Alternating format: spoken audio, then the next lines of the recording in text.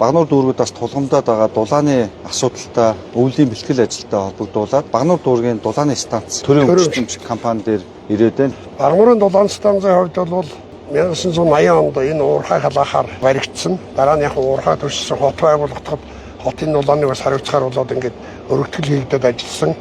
26 оны өвлийн их ачааллыг авах төлөвлөгөө гаргахад нийтдээ нэг 12 тэрбум төгрөгийн 170-аас 220 нэр төрлийн ийм ажил одоо техникийн шаардлагаар хийхээр төлөвлөгдсөн. Гэхдээ станцын хувьд бол бас эдийн засаг санхүүгийн хувьд чадварнууд тоочгоос энэ хэмжээний засвар хийж чадахгүй. Тийм учраас бид тодорхой хэмжээгээр хасалт хийсээр байгаад 1.2 тэрбум төгрөгийн 40-од төрлийн хэцүү тэжээх хөрөнгө оруулалт ажил хийхэд төлөвлөд тэрийг хийгээд 9 сарын 15 гэхэд сүүлийн ажил дуусгаар байгаа.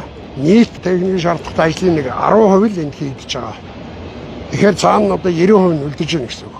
Урд нь станц бол угаасаа алдагдaltaй ажиллаж байсан. Урдчлууд тэр алдагдлын төрөөс татаац маягаар өгч ингээд бид нар ажиллаж ирж байсан. 24 онд бол дулааны эрчим хүчний үнийг нэмэгдүүлээд татаацын асуудлыг бол тэглэсэн. Ийм байдлаар төлөвлөгөө бид нар хийгдээд одоо яамнаас удирсан төлөвлөгөө хийгдээд явж байсан. Тэгтэл Дулааны тарифыг хойшлуулаад дулааны тариф бол хойшлуулснаар нэмэгдсэн тарифыг мөрдөх боломжгүй болсон. Ингээ хойшлогдсон. За татаацын асуудал өнөөдөртөө шийдэгдээгүй.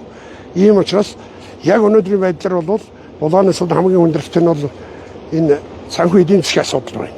Тарифын асуудлыг нэгэн хойшлуулсан чинь одоо татаацын асуудлаар энийг шийдэх байх гэсэн байдлаар бид нар ойлгож байгаа. Энэ талаар бол эрчим хүчний яам зохицуулах хороо одоо мэдгэж байгаа. Энэ удаад одоо нийслэлээс ирсэн дарга нас бас танилцуулж байна.